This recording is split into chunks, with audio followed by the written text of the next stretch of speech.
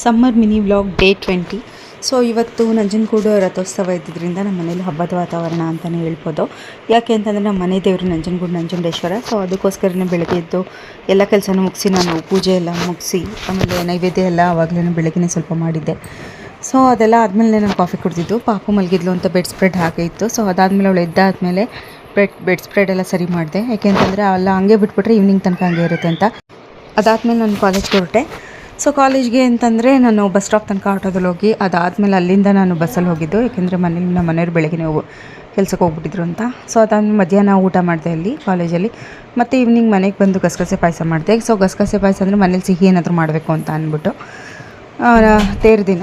So ಅದಾದಮೇಲೆ ನಾನು ನಮ್ಮ ಮನೆಯವರು ಪಾಪು ಎಲ್ಲರೂ ನಮ್ಮ ಅತ್ತೆ ಮನೆಗೆ ಹೋಗಿದ್ವಿ. ಸೊ ಅಲ್ಲಿಗೆ ಹೋಗಿ ಅವ್ರಿಗೂ ಕೂಡ ಪಾಯಸ ತೊಗೊಂಡೋಗಿದ್ದೆ. ಅಲ್ಲೂ ಅವ್ರಿಗೂ ಕೊಟ್ಬಿಟ್ಟು ಬರಬೇಕಾದ್ರೆ ನಾವು ಬೆಟ್ಟದ ನೆಲ್ಲಿಕಾಯಿ ಜ್ಯೂಸ್ ಮತ್ತು ಮ್ಯಾಂಗೋ ಜ್ಯೂಸ್ ಕುಡ್ಕೊಂಡು ಬಂದ್ವಿ ಗೈಸ್. ಇದಾಗಿತ್ತು ಇವತ್ತಿನ ಒಂದು